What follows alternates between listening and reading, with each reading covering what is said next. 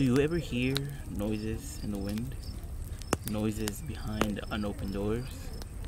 Closing your eyes might help for others, but for you, there's always the After Dark podcast.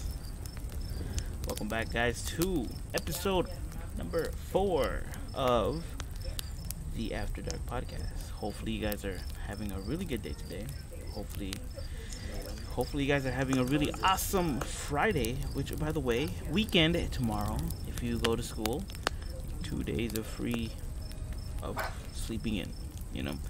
I also want to apologize because my dog does not seem to stop barking. There she is, see? She's barking outside at the other dudes outside and or the catos. I don't know what's her deal. We'll let her be, you know. Hopefully it adds, you know, it would have been better if she would have howled, but she doesn't. So that's all types of bad. Bummer. But anyways, so Friday. It's Friday the 19th. Yeah. Oh, I want to address something before we get started. Yeah. So everything is posted, like all the notes and stuff like that. But let me address something that, you know, today I posted up a video of me playing some Vainglory for an iPad, you know, Android phone or whatever you want to call it. It's free to play. I forgot to commentate it on that, but when I was playing Super Mario, but you know, it's better at time right now than ever. Yeah, it's a free to play mobile game and it's an awesome game. I mean, I like it. So I might be posting like videos of it every now and then. I don't know yet, but you know, do tell me what do you guys think. Alright, so we are starting out early today, by the way. I just noticed it's like 9:02 right now in ye old California time. And yeah, so also let me get this out of the way really quick. That's happening right now. Hold up. There we go. I mean, it's just usually the Honda guys that want some attention, but hey, you know, hold on. Let me type in the welcome mat, to the video, and then we'll continue with our thing.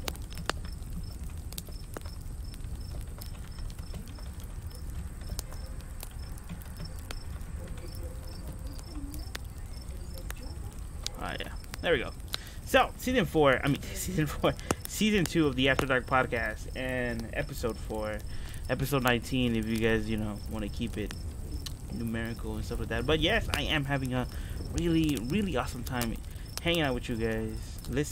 Not listening, you know, getting you guys some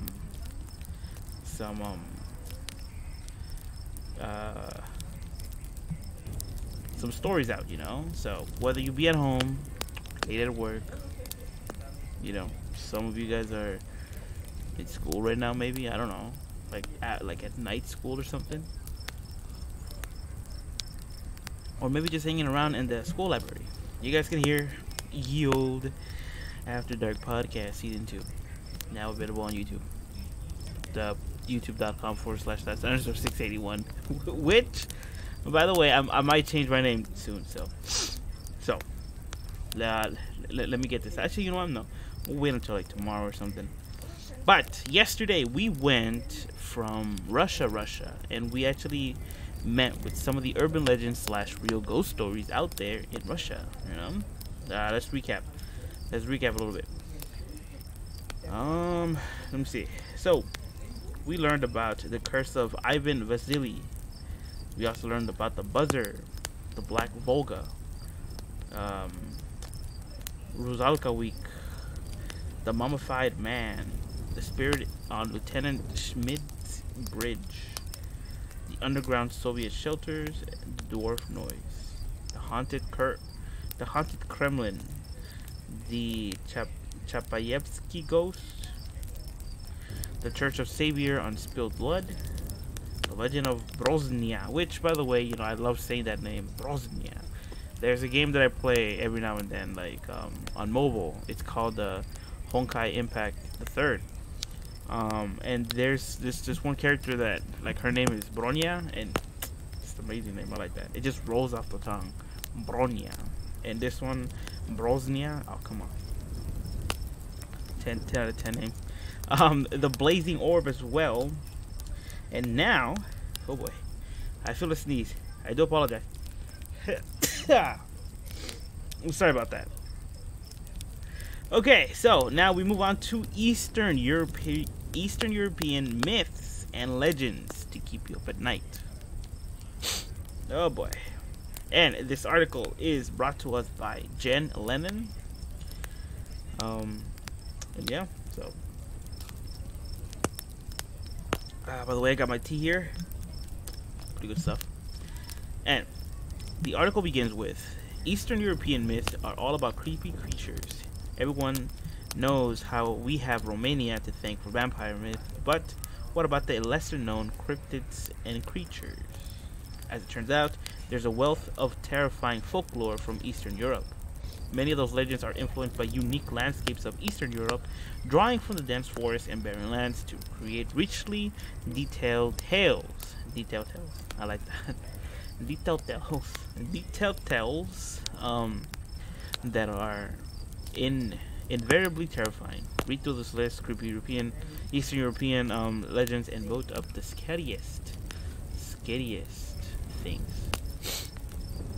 So, without further ado, we start off our journey on Eastern Europe with the Strigoi rice at night to drink the blood of the living. Come on, you knew all the myths from Romania. We're going to be pretty hardcore, and the Strigoi might just be the most hardcore of them all.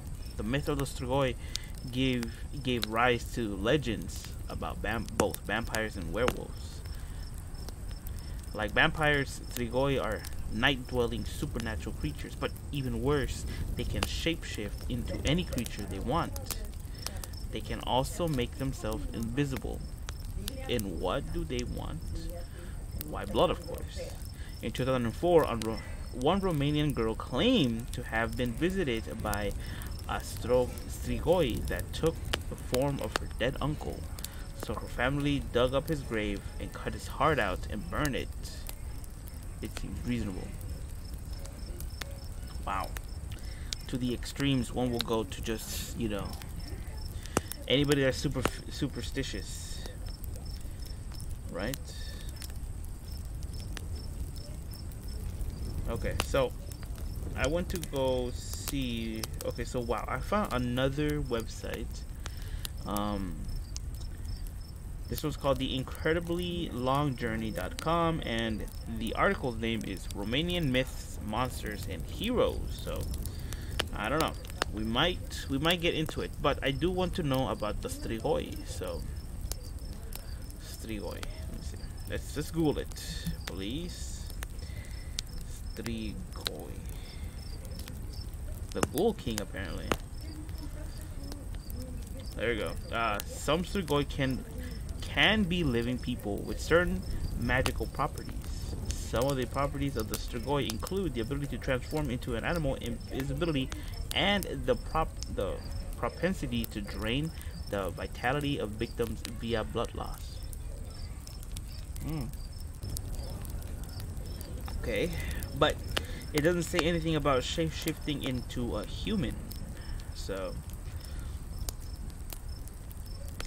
the word is generally thought to originate in the ancient Greco-Roman concept of the strix, late Latin striga, and I don't know how to read Greek, which designated either a witch or a type of ill-omened nocturnal flying creature, or a hybrid of the two that was said to have craved human flesh and blood, particularly of infants. Wow.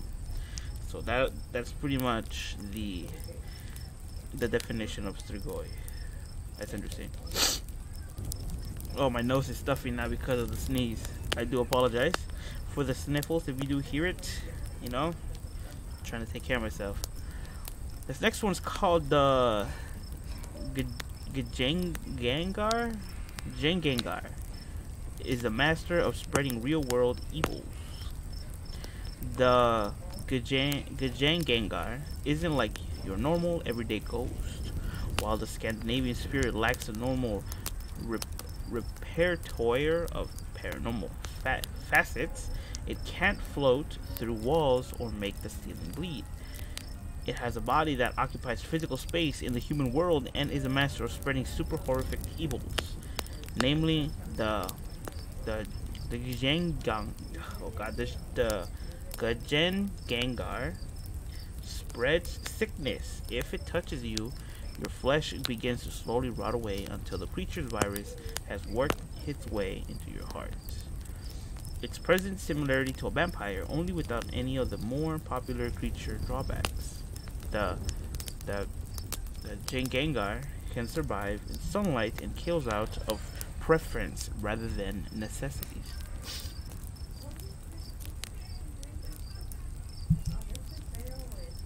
That's an interesting one. Ooh. Now, here's an article of the Gajangangar. Okay, it says, hailing from the Scandinavian, the Gajangangar is a unique sort of ghost that is completely corporeal. Usually the spirit of someone who left something undone in life. Often Gajangangar were murder victims, suicide victims, or murderers themselves. Regardless of their demeanor in life, the Gajangangar is always malicious, hurting the friends and family it once held dear. Unlike most ghosts, the Gajangangar can do more than simply frighten a person, while possessing none of the traditional ghostly attributes or abilities, such as walking through walls or psychokinesis.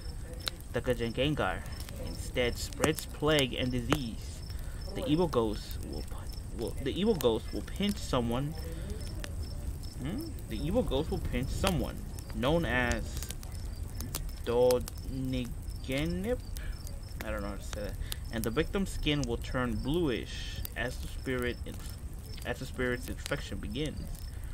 The flesh becomes necrotic, shriveling, and dying slowly, working its way into the heart, where it kills the victim. It is usually done while the victim is asleep, leaving them helpless against the creature. In many ways, the Gajangangar is almost more like a type of vampire than ghost, though it does not feed from the living. It stalks its prey in a similar manner. However, it is far from comfortable at night. Far more comfortable at night than during the day. The Gajangangar is also highly intelligent, like the vampire, and cold, cunning, and ruthless. They also appear completely human to the naked eye, with no spirit-like qualities. There are means of warding against the Gajangangar, though most focused on preventing the spirit from rising. Like vampires, holy symbols are said to repel the creature, and a holy symbol above a door will prevent the ghost from entering. A cross hung around the neck may prevent from delivering their dead man's pinch, since the Gajangangar was a corporeal spirit. Locking doors and windows was also a means of escaping its wrath, as it could not, like other ghosts, walk through walls.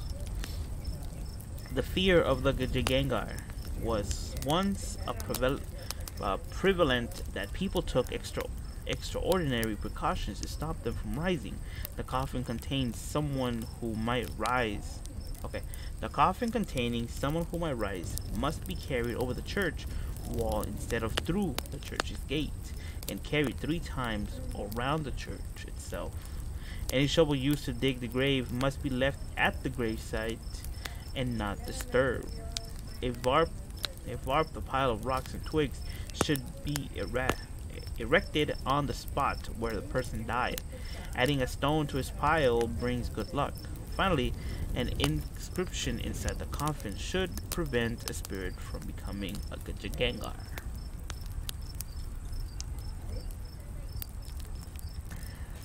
From Briginga Riste Ronin?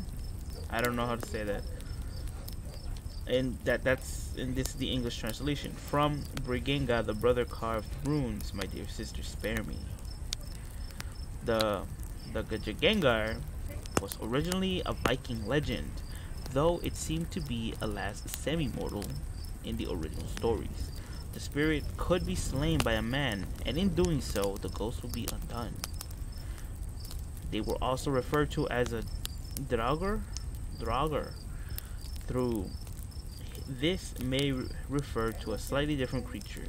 They were, however, clearly different from Gas, a Scandinavian ghost or ghoul that appeared more skeletal, with white skin and sunken features, such as its eye sockets, its nose, its mouth, etc. The modern interpretation of this creature brings in more of the ghostly attributes, recasting the spirit as ethereal instead of corporeal, and it is also seen more as a plague carrier than a malicious spirit. For the most part, the Gajagengar has been supplanted or mixed with the Spokos ghost, and has lots much more of its unique flavor.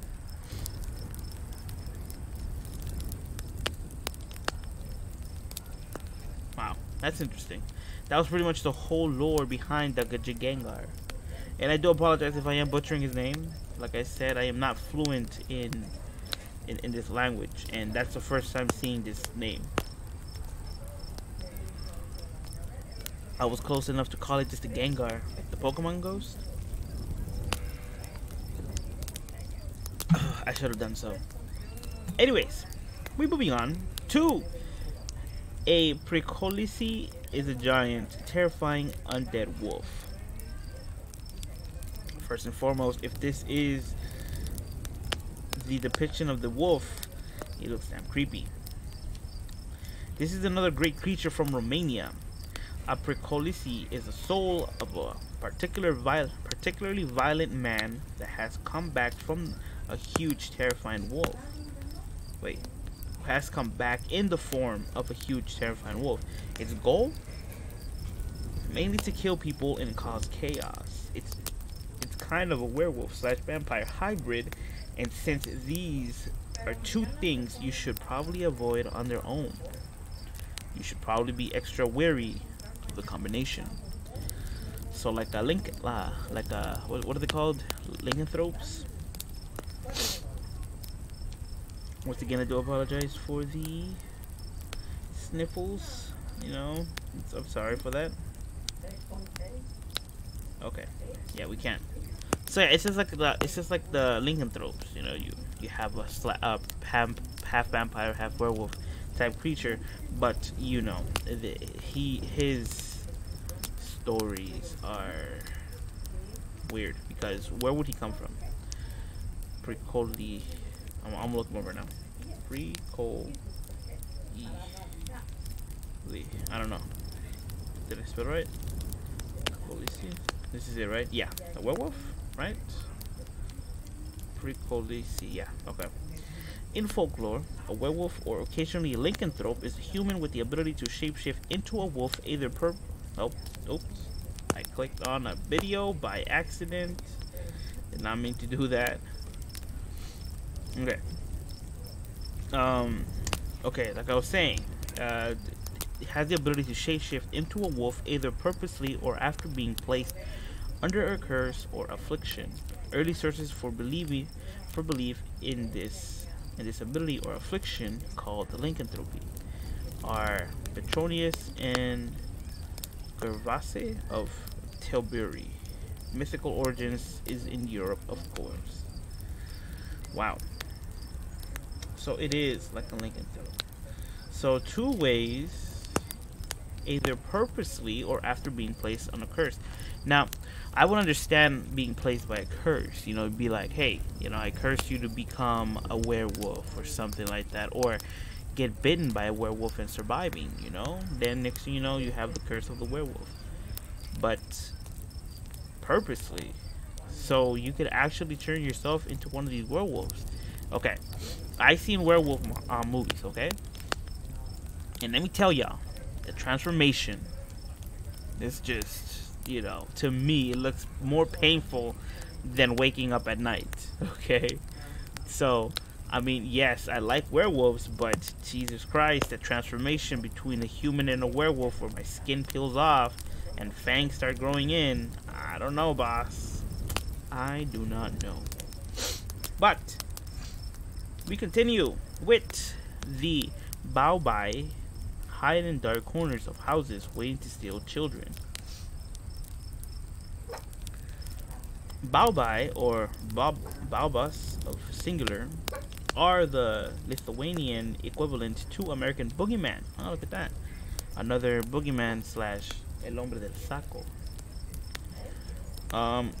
These sinister creatures are amazingly gangly and commonly take refuge in dark corners of houses, as is the case with the boogeyman. A baoba's main goal is to kidnap unsuspecting children. If a children misbehave, it's said that the baobas will come steal them away as punishment. In case you weren't already afraid of the dark, here's one more thing to look out for while avoiding the spaces under your bed and the closet. Wow.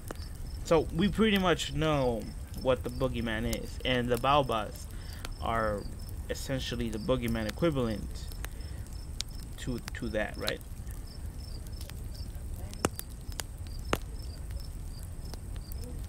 Oof. Yeah. So we already know what that is. So we'll skip the description of the baobas, and we'll continue with one demonic creature that everybody knows. Like, even if you're not from Eastern Europe, you'll definitely heard the name. Krampus is a demonic analog to Santa. Krampus is a well-known European entity who has a good cop, bad cop relationship with Saint Nick. Whereas Santa rewards good children by leaving them presents, Krampus punishes the naughty in a variety of horrid ways. The half-demon, half-goat creature is known to carry around whips or birch branches used to beat sense into bad children. If a child is particularly bad, Krampus will shove them in a sack and carry them off to his lair. It is unclear exactly where the figure originated, but he has managed to maintain popularity in centuries and even received his own movie in 2015. The Krampus. The bad Santa, in other words, right? So in Europe, instead of leaving bad kids cold, like the stories say over here in the States, if there's a bad kid in Europe, you ain't getting no coal. You're getting a beat down from Krampus, and or getting taken. Interesting. Now, we'll read more about Krampus right now. Krampus is a half-goat, half-demon, horrific beast who literally beats people into being nice and not naughty.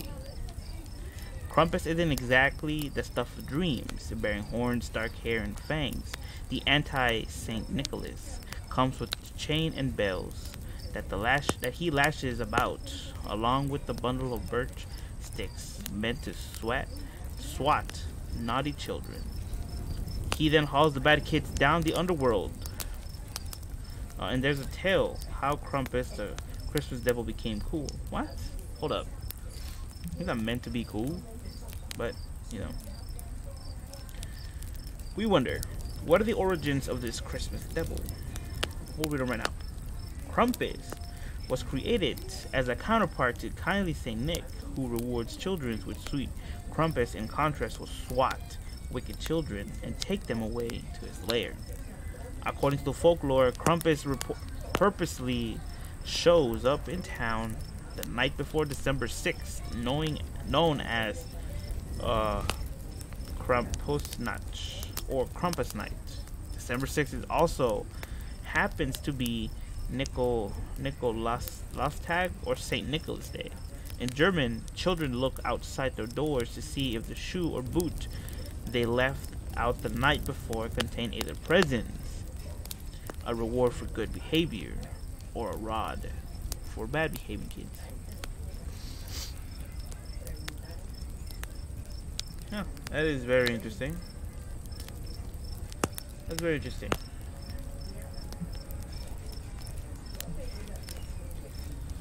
Let's continue. Nope, my screen went white. A more modern take on the tradition in Austria, Germany, Hungary, Slovenia, and the Czech Republic involves drunken men dressed as devils who take over the streets for Krampus Day, a Krampus run of sorts, when people are chased through the streets by the devil.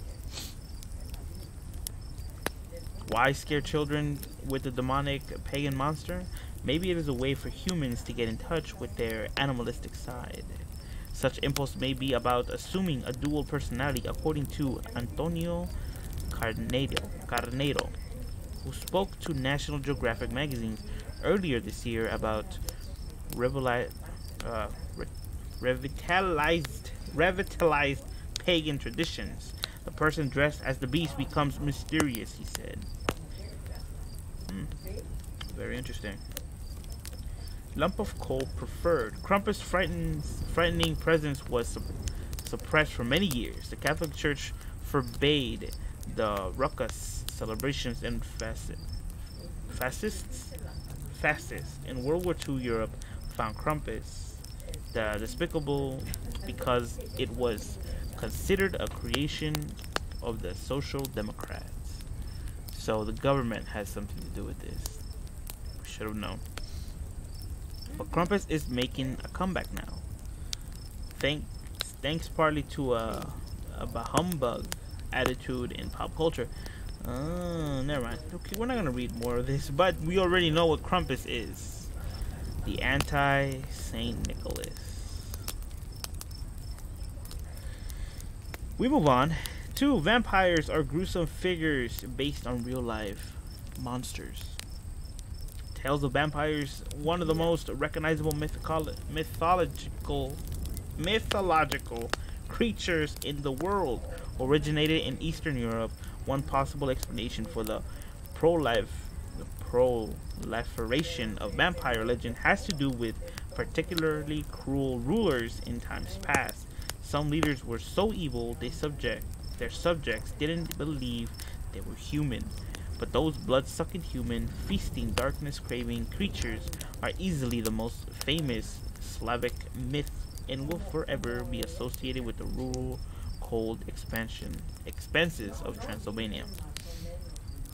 One person in particular that comes to mind whenever I hear vampires. Let me see. Hold up. I can't remember her name. I cannot remember her name. Something Elizabeth, I think? Hold up. I don't know. I don't think it was Queen Elizabeth. Hold up. I am... Yeah, right? Yeah, I think it was Elizabeth. It was Elizabeth Bathory? Bathory, I don't know.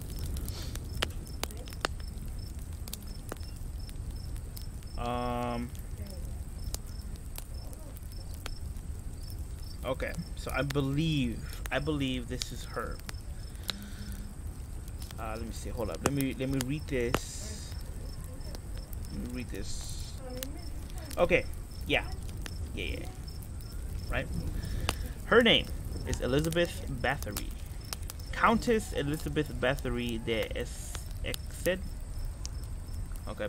Was a Hungarian noblewoman and alleged serial killer from the noble family of Bathory, who owned land in Kingdom of Hungary, now Hungary, Slovakia, and Romania. She has been labeled by Guinness World Record as the most prolific female murderer, though the precise number of her victims is debated. Bathory and 4 collaborators were accused of torturing and killing hundreds of young women between 1585 and 1609. The highest number of victims cited during Bathory's trial was 650. However, this number comes from the claim by a Serbian girl named Susana that Jacob Zilvasi, Countess Bathory's court official, had seen the figure in one of his testimonies.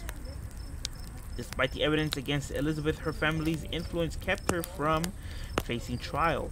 She was imprisoned in December 1610 within Kechte's castle in Upper Hungary, now Slovakia, and held in solitary confinement in a windowless room until her death 4 years later. Wow. So she was born. Oh, okay. So her name pretty much, is Elizabeth, but it's pronounced Erzsébet Bathory.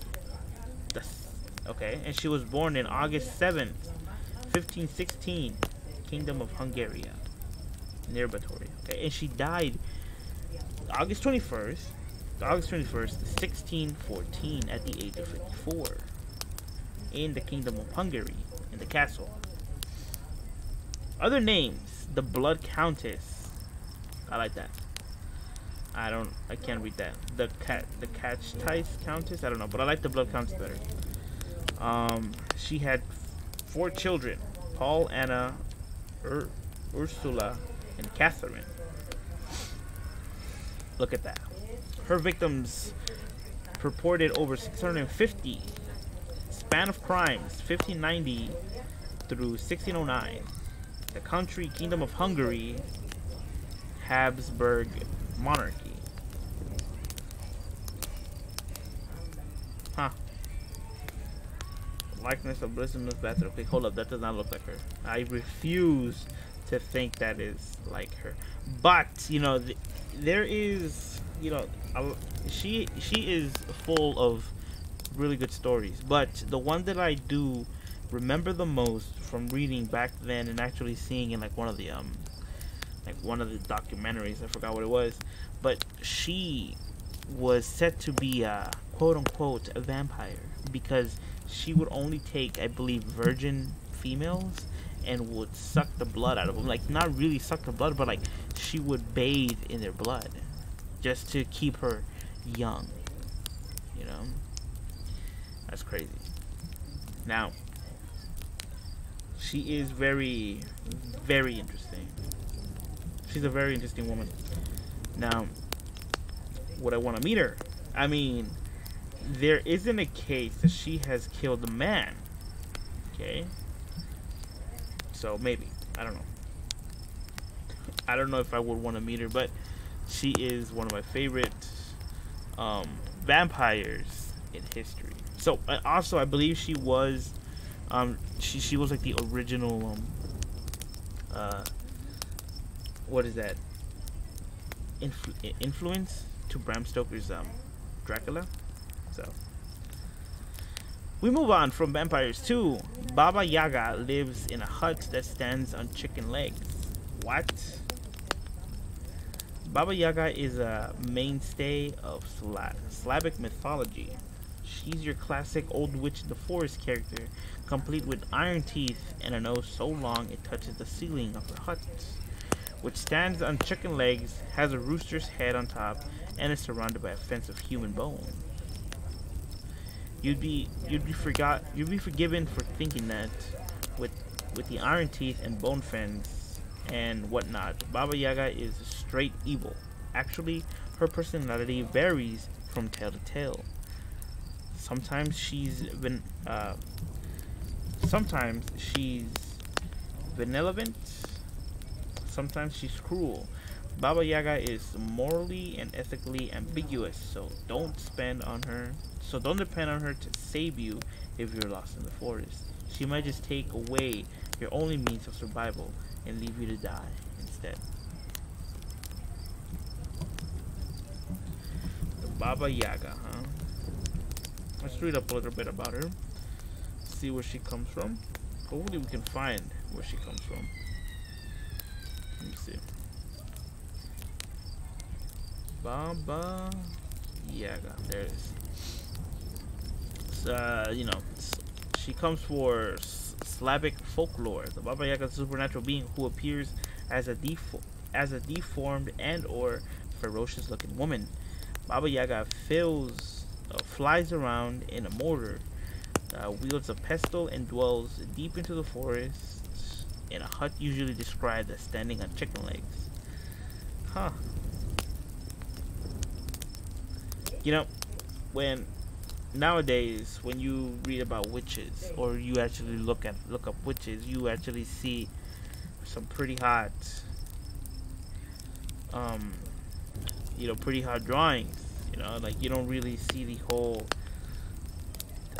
deformed things, pretty much. That's what I'm trying to say. You see somebody,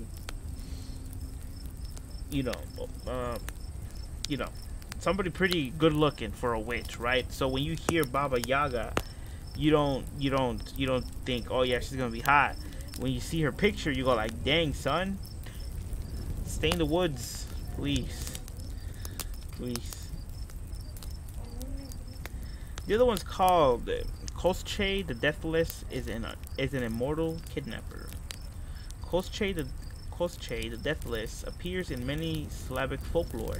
He gained immortality through the removal of his soul, which he hid in a needle inside an egg. Okay. Which he then placed inside a rabbit. What? Which he then placed inside a duck. Which he then buried in an iron chest. He took all of those precautions because he was terrified of dying, but also because he wanted to ride his horse naked and kidnap women unimpeded. He can only be killed by destroying the needle that contains his soul. Hold up. So you mean to tell me that's all you gotta do to be immortal? What? Hold up. So you take your soul, you take a needle, a sewing needle, and I don't know how you're gonna get your soul out, but you gotta hide that soul in an egg, and then you gotta hide the egg inside a rabbit, which, ouch, first of all, and then you have to hide the rabbit inside a duck. Dude, that duck must be a really big. That duck must be really big, pretty much. But yeah, wow. So all he wanted to do was ride his horse naked and steal women. I mean, his priorities are straight, right? Not like, yeah, he was afraid of death, but what he really wanted the most was to just ride naked without no consequences. Hey, more power to you, I guess. We move on with the Hasterman knits clothes for the souls he steals. That's nice, I guess. The Hasterman is an equal opportunity monster. In Polish mythology, the Hasterman, also known as the Bubak, steals and eats both children and adults. He does this by wandering along riverbanks in the night of a full moon, waiting like a hurt child. But he's not all bad. When he's not stealing and eating people, he knits clothes for the souls he takes, and he has a cart pulled by cats. If he wasn't so terrifying, he'd actually be pretty adorable. Hold up, what? No. I'm looking him up right now. The Heartsman.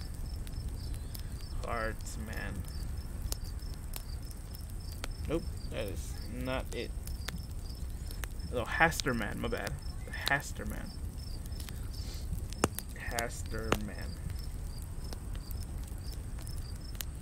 Oh, it's a book. Drama fantasy.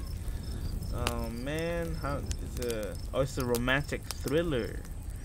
I mean, the book is. I just want to know the folklore, please. I want to know about the legend, about the Hasterman, please. Actually, I want to see him because I am just looking at the book. Okay, well, there it is. If you guys want to read the Hasterman, Slovakia, right? Let me see this. Let me go back. A such romantic thriller film. Actually, if you guys want to see that, go for it and tell me how it is and would you recommend it. So let's move on. Let's move right along to Rusalki entangle man in their hair and tickle them to death. Wait, what? Hold up. Okay. Hold up. I mean, the only thing scary about this whole thing is not the picture I'm looking at, but the title of the actual thing. Ruzalki entangle men in their hair and tickle them to death. What? We'll just leave it alone. Depending on which part of Russia you live in, Ruzalki are either very attractive naked young women or haggard naked old women. Either way, they really seem to like tickling people to death. Ruzalki are the spirit of children who died before being baptized, or the spirits of young women who drowned. These water nymphs. Okay, hold up. Hold up. I'm lost right now. Hold up. These water nymphs purportedly live in underwater layers, emerging for 1 week per year to terrorize the town folks. When on land, they mostly stay in the forest, but should you come across one, make sure you've got a pretty scarf to offer them. Otherwise, they might drown you and take you back to their home. Ruzalki, sometimes translated as mermaids, seduce men and drag them down to the water, where they entangle them in their hair, long red hair, and either drown them or tickle them to death. Okay, hold up. I wanted to get that out of the way as quick as I can, because it says here, okay, the first 2 sentences of this whole thing, it says, depending on which part of Russia you live in, Ruzalki are either very attractive naked young women or haggard naked old women. Either way, it's a woman. Naked, old or young woman. And then it says, Ruzalki are the spirit of children. Hold up, Russia. Yeah, Russia, hold up. Why are you telling me this? You cannot just be like, oh yeah, hey, you want to see a naked woman, but you know it was a dead children at first. What? It makes no sense. I mean, I understand the spirits of young women who drowned. I get it, but why would you throw a curveball saying, oh, by the way, they could be children? I'm bamboozled right now. But let's look up Ruzalki and see what they actually look like. Ruzalki. As said, they are very attractive women in all of the pictures that I'm looking at in Google. So if you guys want to look that up, you know, be my guest. But remember, they were children. Jesus Christ, man. They were children at some point. Oof, I mean, I don't know. I see one that looks like a toad.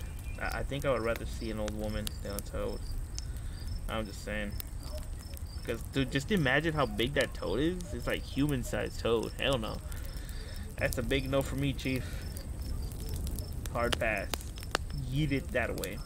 But yes, that is pretty much the Ruzalki. A mermaid of some sort. In Slavic folklore, the Ruzalka is a female entity, often malicious towards humankind and frequently associated with water. Folklorists have proposed a variety of origins for their entity, including that they may originally stem from Slavic paganism, where they may have been seen as benevolent spirits. It does not say anything about children's spirits and naked, but c'est la vie. We move on to the Domonovoi. Protect your home if you keep them happy. In Russia, every home is said to have a Domovoi. These small hairy creatures are rarely seen, but trust, they're there, usually living behind your stove, and you better act right, or else they might wake you up at night, break things, or even strangle you in your sleep.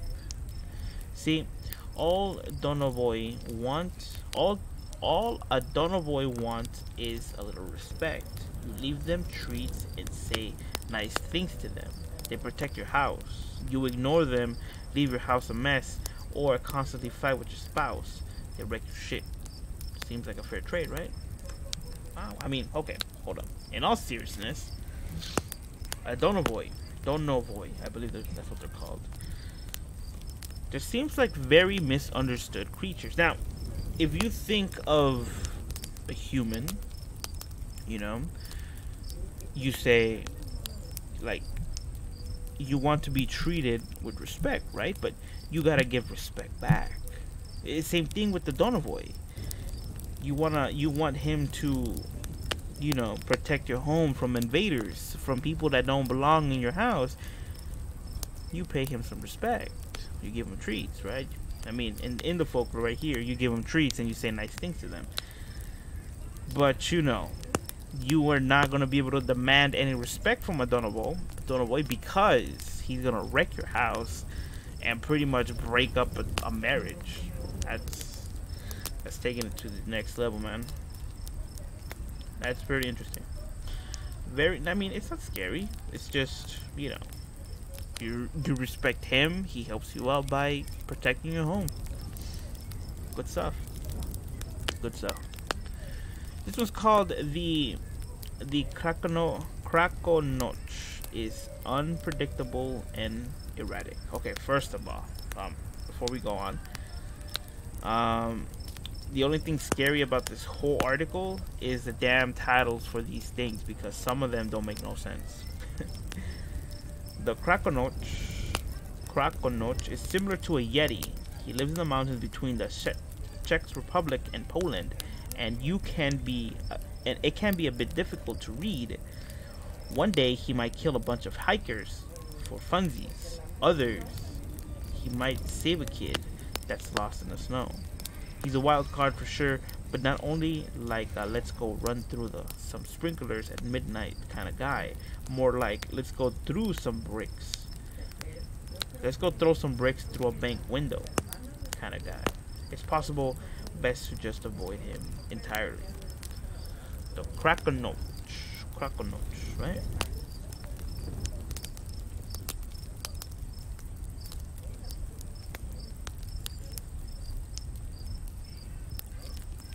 Here's another title.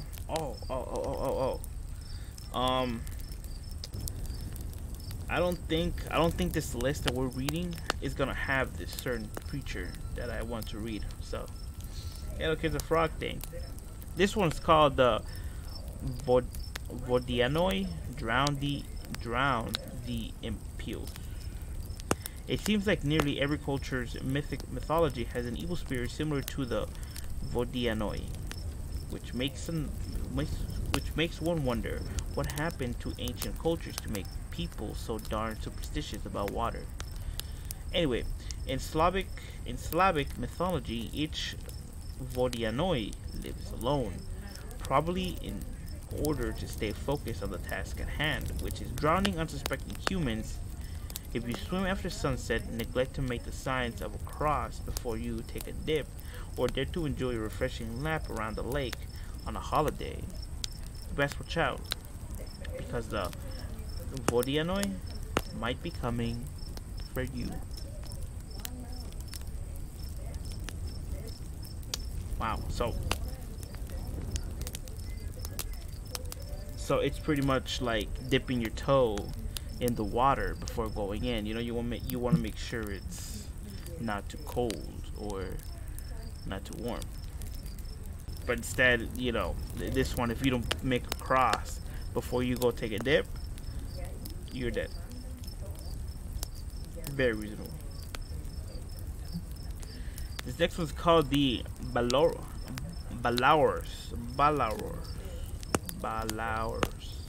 are fire-breathing talking dragons. Balowers are basically the remaining version of dragons. They are gigantic, covered in scales, have multiple heads, breathe fire, you know, dragon stuff. But the weird thing about Balowers is that they can speak. So if you ever wanted to have a conversation with a dragon, or you wanted to try and reason with one, after it's trapped you and it's about to char you into a crisp. Head to Romania. I'm sure the valors will be very reasonable. It's gonna be like that one movie, Dragonheart, right? Where the dragon gives him half of his heart or something like that, but then like the other thing is like the person that got the dragon hearts, like the second chance, right? Just like messes up. In the end, they both die. Damn, son. Okay, so we got two more, and this one's called the Urias are giant buried with vast riches. If you're looking for buried treasure in Romania, you should probably do it on Christmas Eve, Easter, or on St. George's Day, April 23rd. That's when you'll find fires burning on burial sites of the Urias, an ancient race of giants. In Romanian mythology, the Urias were the first people on Earth. They were enormous but lived peacefully with humans until war tore them apart, and God flooded the earth in an attempt to start over. Only Noah, his family, and the animals on his ark survived. The Urias were wiped out, but legend has it they were buried with vast riches, just waiting to be uncovered. Hold up. So you mean to tell me these friendly giants they're loaded in their graves? Okay. First of all, sign me up to what's it called? Where they sign me up to Romania. I would definitely most likely like to look for these. Your boy's broke. Okay. That's all I can say. Finally, we move to the bog. Is a mischievous snowman who haunts Switzerland's spring festival. The Swiss creature known as the bog physically resembles a conventional snowman and is taken to be a symbol of the winter season. Each year, people in Zurich come together during the Sechelauenten ceremony to light a statue of the bog on fire, welcoming the coming spring. According to the local legend, the quicker the fire reaches the statue's head, which is filled with fireworks, the more pleasant the coming summer will be. While originally the bog was a menacing figure who tormented children in a manner similar to that of a boogeyman, it seems as though Swiss citizens have gotten comfortable putting the creature in its place. First and foremost, if you're a monster, don't mess with people. They'll make a ritual out of you, and every year you'll be burned. That was the last oh, there you go. I clicked something. That was the last one. Huh. My favorite one was the vampire, so that's definitely it. Yeah, definitely my favorite one. Alright, let me take this time, by the way, by saying if you guys are listening to my podcast in your phones, in your cars, I do hope that the car is parked or is off, because I don't want to see you guys with you know, phones in your hands while you're driving. Like, come on, put the phone away, or like, you know, put me on speaker, send me off to the side, you know, plug me into the aux and listen to me in the four corners of your car, because it's safer that way.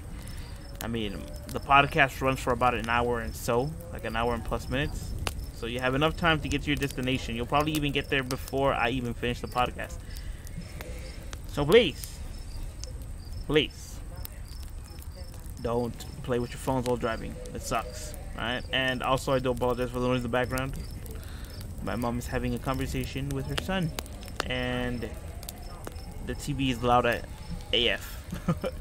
So, yes, that was the last Eastern European urban legend and folklore that we read. But, you know, I clicked on the next page, and the other one is the creepiest urban legends and stories from Mexico, which we already came from there, but we'll run through them one more time. Alright, so La Llorona, the Wailing Woman, we already know that. El cucuy, the boogeyman. That's the man of the sack. The man with the sack. The nurse prowls through the night. La planchada, the iron lady. We already read it. The vanishing hitchhiker, which we never read, but you know, we have time for one. We'll read this one really quick. We're not gonna analyze it, we're just gonna read through it. Okay? The vanishing hitchhiker. Traced as far back as the 1870s, the vanishing hitchhiker is actually what it sounds like. He hails down drivers only to suddenly vanish, sometimes even when the car is still moving with no explanation. Some say that the hitchhiker often appears in the form of a young woman or a young girl, leaving an address for her house. Drivers are often greeted by two grieving parents who are said to announce that the day would have been the little girl's birthday. Wow, I read this one. I read this one before. And then, you know, we move on to the from the vanishing hitchhiker to the la lechuza. It's pretty much, you know, translates to owl, the owl. But in some cultures in Mexico, lechuzas are pretty much tied together with witches. So, la lechuza, if she sees you, she will eat you. La lechuza is a woman who turns into an owl waiting outside of the houses of her victims, often crying until her victims come out, also known as the witch owl. Rumor has it that she sold her soul to the devil to become more powerful. Sometimes she appears as an owl the size of a human being, often with the head of an owl and the body of an elderly woman. Either way, that sucks. Okay? We move along to the goat sucker, you know, el chupacabras. We already read it. We move on to the White Death. White Death felt unloved and unwanted and was striving to take her own life. Now, guilty or not, her spirit goes after anyone who knows she exists. No one's truly safe, especially once you were forced to tell someone of her existence. If you're knocking at your door at night, do not speak of her to anyone. If you tell someone of her, she will only go after your loved ones. Wow, she sucks, and I do apologize. The other one's called the Lady in Red Car. Wait, the Ladies in a Red Car. There we go. Cruising in the street of Mexico and Cuernavaca, the carriage of witches, a red car containing a group of beautiful women, often go after lonely men during the night, making promises to fulfill their needs, only to accept their offer leads to death. Men who get into the car are found hours later on the side of the road, branded with the ritualistic symbols. Never drive alone. Stay in groups, otherwise stay indoors at night. Then we have the Alley of the Hands. Oh, this was interesting. Do you dare walk through the Alley of the Hands? 10 skeletal fingers that capture their victims. In 1780, a priest established his life as in alfalfa, in hopes to spread the word of Christ. Upon his brief stint, the priest had received some help from two local town boys, only to never see them again the following day. Killed during his sleep, who killed the priest became the talk of town, putting the two local boys onto trial and ultimately leaving them to hang. The boys' hands were nailed to the wall, of an alleyway, and whenever anyone had attempted to remove them, they were only visited by the spirits of the boys, as well as catching a glimpse of the priest. Wow. And then finally, we have the girl in the tube house. The tube house is an abandoned mansion in Monterrey, Mexico. It was built in the 1970s by a family of 3 who wished to make a safe and comfortable home for their disabled daughter, who used a wheelchair to get around. On the day the family brought her to see the new home for the first time, the little girl fell off one of the ramps and bare through one of the windows, falling to her death. Reports say that the little girl will throw any living child out the window if they trespass her property. Some have even seen her waving to them through the same window she fell out of. Wow. That is very interesting. Very interesting indeed. But that was indeed the last one from Mexico, hopefully, because you know we already came from there, And why would we want to read more? So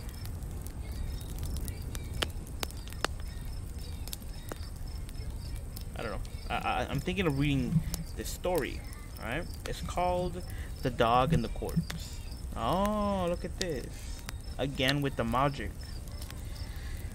A magic went out on pursuit of a game one day, and took a favorite dog with him. He walked and walked through the woods and bogs, but got nothing for his pains. As at last the darkness of night surprised him at an uncanny hour, he passed by a graveyard, and there, at the place where two roads met, he saw standing a corpse in a white shroud. The magic was horrified and knew not which way to go, whether to keep on or your turn back. Well, whatever happens, I'll go on, he thought. And on he went, his dog running on his heels. When the corpse perceived him, it came to meet him, not touching the earth with his feet, but keeping about a foot above. The shroud fluttering after it. When it had when it had come up to the sportsman, it made a rush at him. But the dog seized hold of it by its bare calves and began to tussle with it. When the magic saw his dog and the corpse grappling with each other, he was delighted that things had turned out so well for him, and he set off running home with all his might. The dog kept up with the struggle until the cock crowed. When the corpse fell motionless in the ground, the dog ran off in pursuit of his master, caught up with him just as he reached the home, and rushed at him, furiously trying to bite and rend him. So savage was it, and so persistent, that it was as much as the people of the house could do to beat it off. "Whatever has come over the dog?" asked Magic's old mother. "Why should it haste its master so?" The Magic told her all about what happened. "A bad piece of work, my son," said the old woman. "The dog was disgusted at your not helping. There it was fighting with the corpse, and you deserted it, and though only of saving yourselves. Now it will owe you a grudge for ever so long." Next morning, while the family were going out about the farmyard, the dog was perfectly quiet, but the moment that its master made its appearance, it began to growl like anything. They fastened it up to a chain. For a whole year they kept it chained up, but in spite of that, it never forgot how his master had offended it. One day it got loose, flew straight at him, and began trying to throttle him, so they had to kill it. Sources: W.R.S. Ralston, Rush Folktale, London Smith Elder and Co., 1873, pages 313 and 314. Ralston source: Alexander Afanasyev v. pages 321 through 322. Now, with that being said, people, be good to your dogs. If you see your dog trying to protect you, you protect your dog. Don't just be like in the anime Pokemon, trying to tell it to do moves, right? So like your dog is like trying to fight like something or somebody else, and you go like, "Yeah, get him, Skipper. You can do it. Gnaw him to death." Hell no, dude, you go in too. He's your boy or girl, and you beat the hell out of the person or thing that is trying to harm you. But come on, damn, like they're man's best friend and women's best friend too. So why not, their loyalty knows no bounds. So why would you abandon your dog in the time of need? Don't do it. Don't abandon your dog, please. Okay. But with that being said, guys, thank you guys for watching. I really do appreciate you guys being here in the After Dark podcast, reading up some Eastern European folklore. Oh wait, no. Before I go, actually, you know what? No, tomorrow we'll read this. right? Yes. They're like monsters.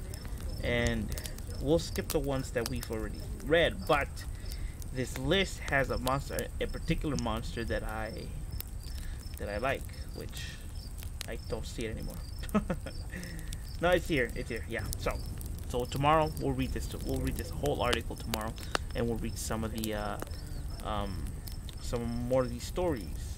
You know. So with that being said, guys, thank you guys for watching. I really do appreciate you guys so much.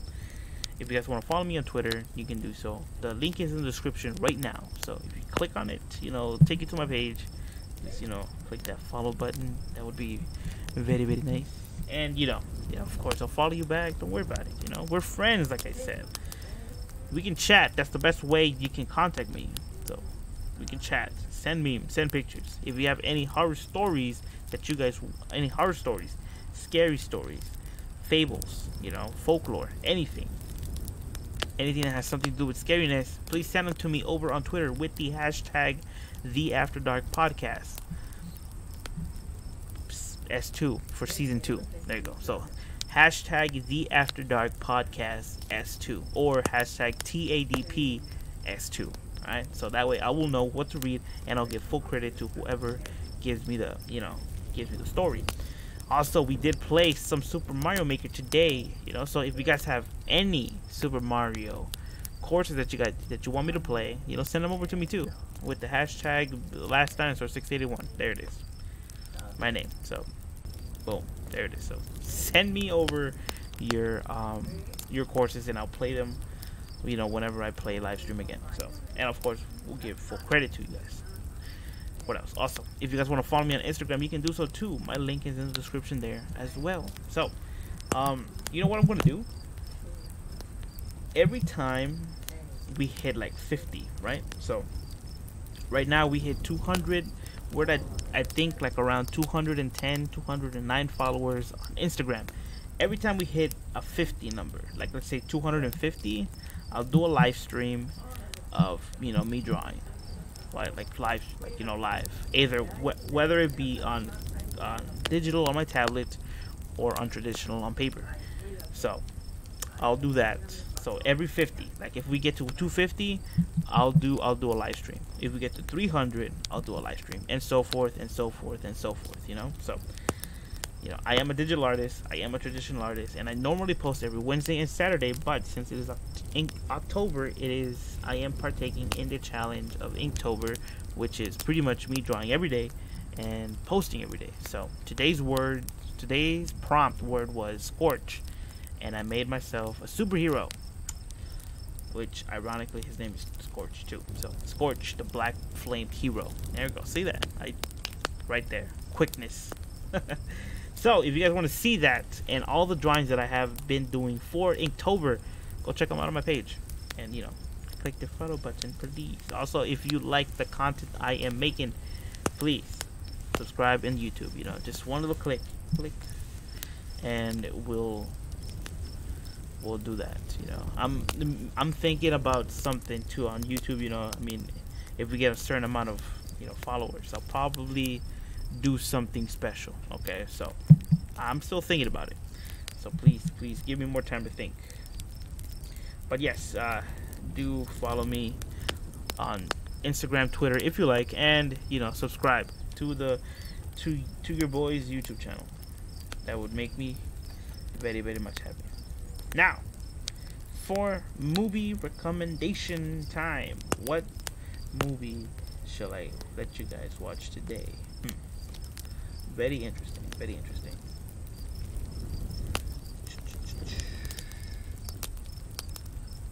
I don't know. I've already, you know what? It should have been a fine time to recommend Cujo, because we were talking about the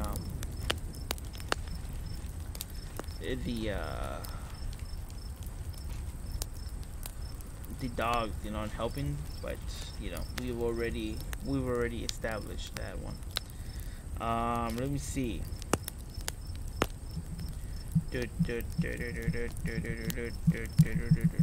Oh, okay. I mean, I like this movie. I recommend the movie The Fog, 1980s mystery and thriller movie that runs for about an hour and 31 minutes. So you guys have time right now to watch the whole thing. Let's see. Where's the wiki for it?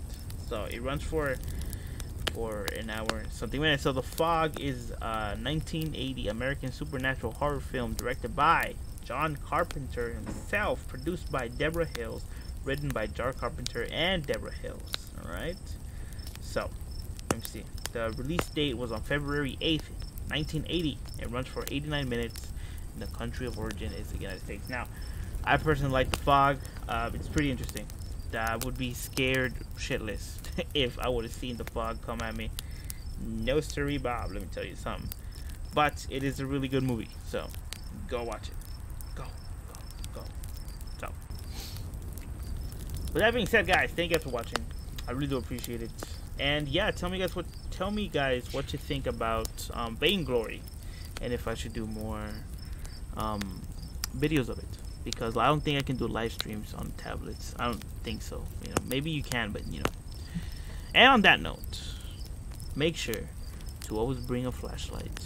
Never walk alone on an empty street, and always, I mean always, double check your surroundings, because you may never know who or what can be lurking after dark. Peace out, everybody. Have a great and safe night, and hopefully you guys have a really great start for the weekend.